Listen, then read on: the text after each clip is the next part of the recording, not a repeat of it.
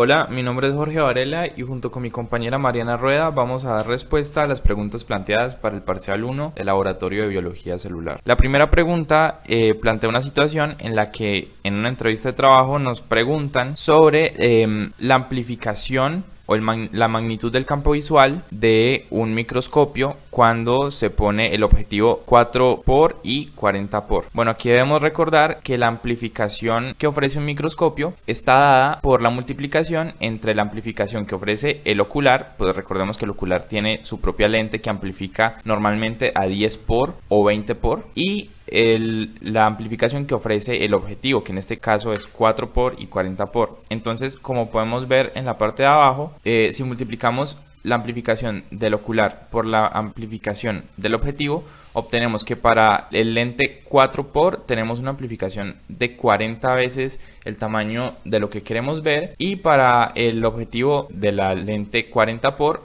tenemos una amplificación de 400 veces lo que queremos observar.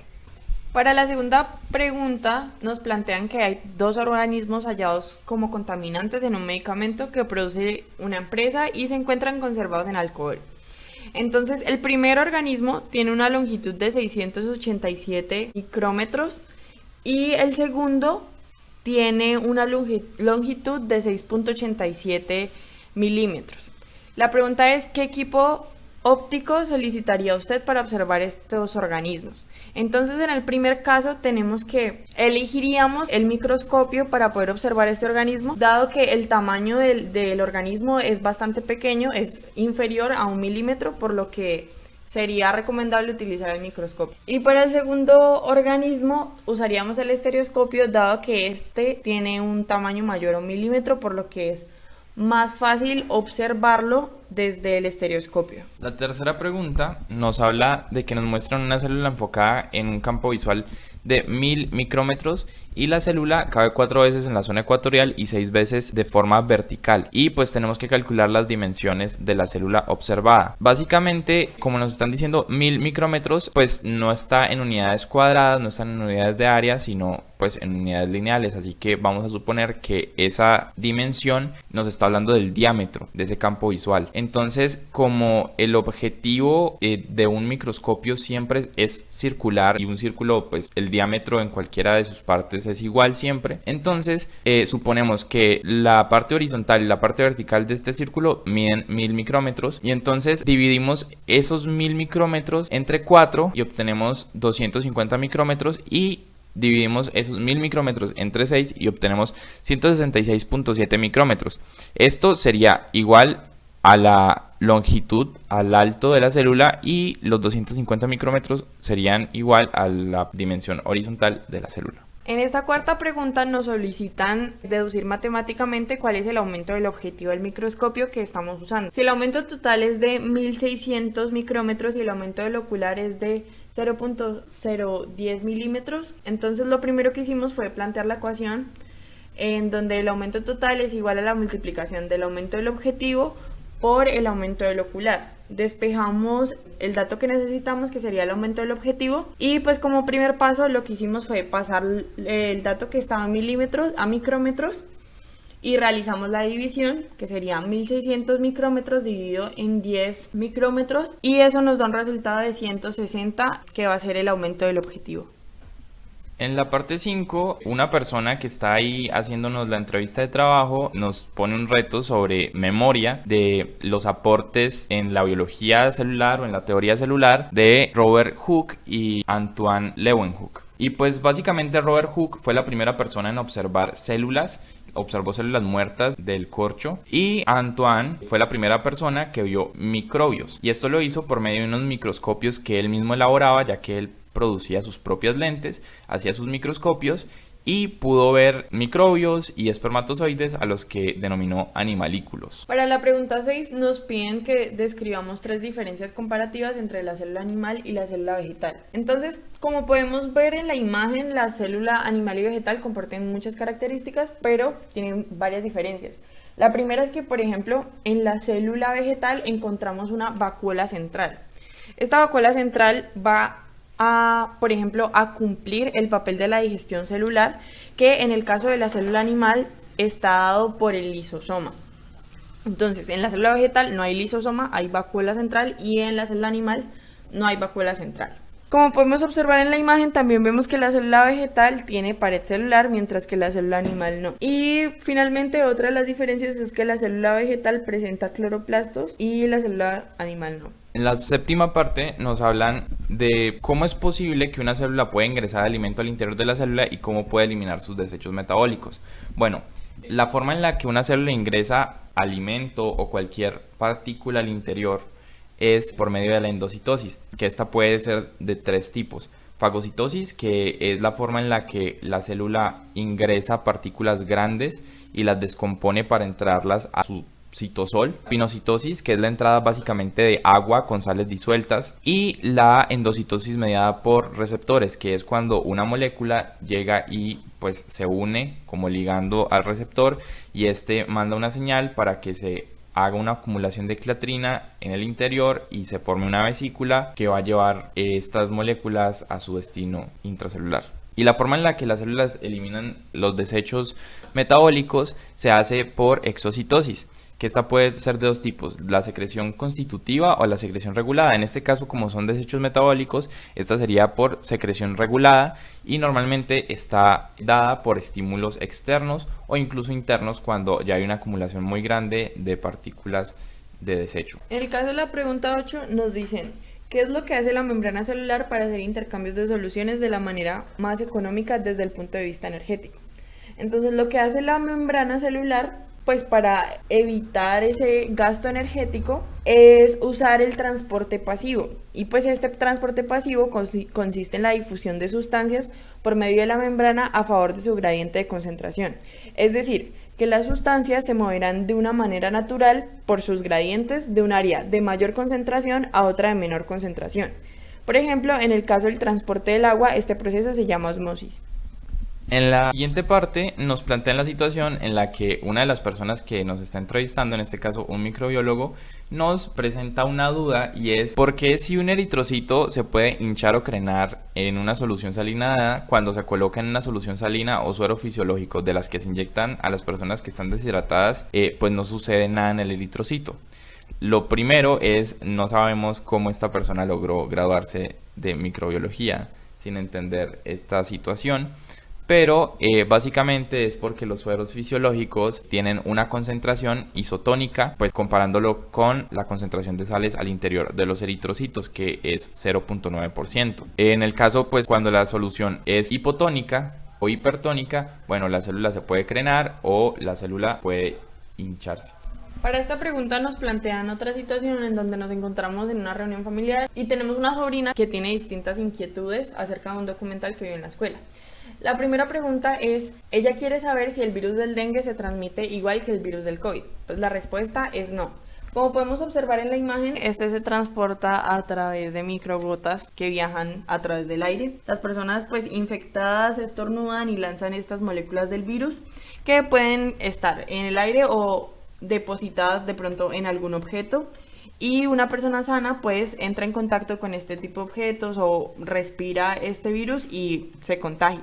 Mientras que el virus del dengue es propagado por un mosquito y digamos que la forma en la que se transmite puede ser de la siguiente manera, y es que un mosquito sano pica a una persona que está enferma de dengue y el mosquito adquiere digamos que el virus y así se va propagando. El mosquito ya con el virus pica a una persona que esté sana y de esta forma es que se da el ciclo del contagio del dengue. Lo siguiente es que nuestra sobrina nos pregunta acerca de la inmunofluorescencia y de cuáles son sus componentes y cómo interactúan.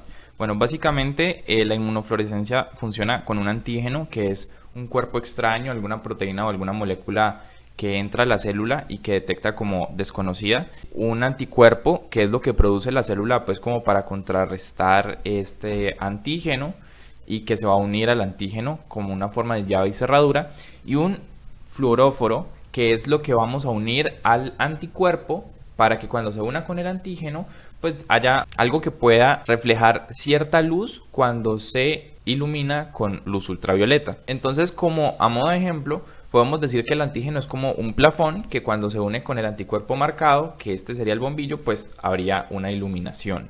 Luego nuestra sobrina nos pregunta por qué esta técnica de inmunofluorescencia es tan precisa a diferencia de una tinción con colorante como azul de metileno. La respuesta es que la tinción con azul de metileno es una tinción simple, un procedimiento bastante rápido y sencillo, y se utiliza principalmente para determinar la morfología y la organización de las células presentes en una muestra.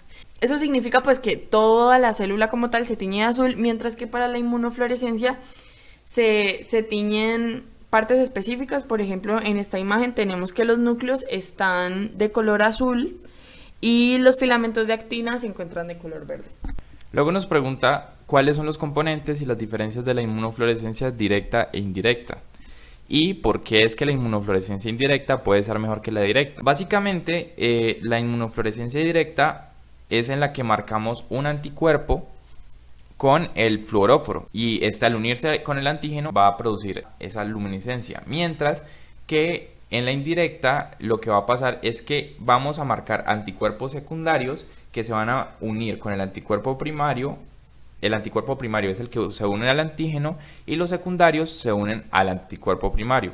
De este modo podemos obtener una iluminación mayor que cuando se hace por el método directo, y también podemos marcar partes específicas con diferentes fluoróforos. A modo de ejemplo, la inmunofluorescencia directa puede compararse con un solo bombillo encendido, mientras que la inmunofluorescencia indirecta puede compararse con un candelabro o con una lámpara de varios bombillos. Otra pregunta que se plantea nuestra sobrina es ¿qué es lo que sucede el día 5 del ensayo con la línea celular del riñón del simio tratado con DMSO y el día 4 de la misma línea celular tratada con dasatinib?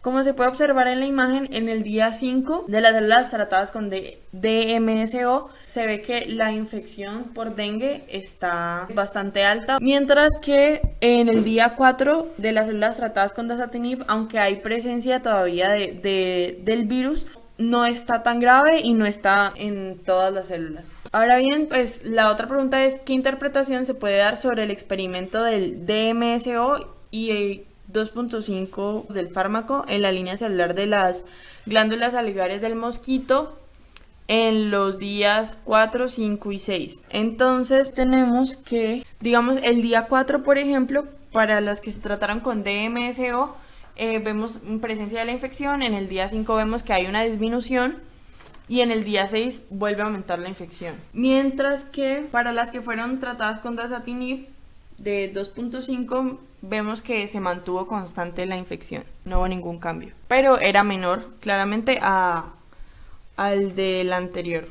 fármaco. La otra pregunta es ¿para qué los autores utilizan DAPI y FIT en este experimento?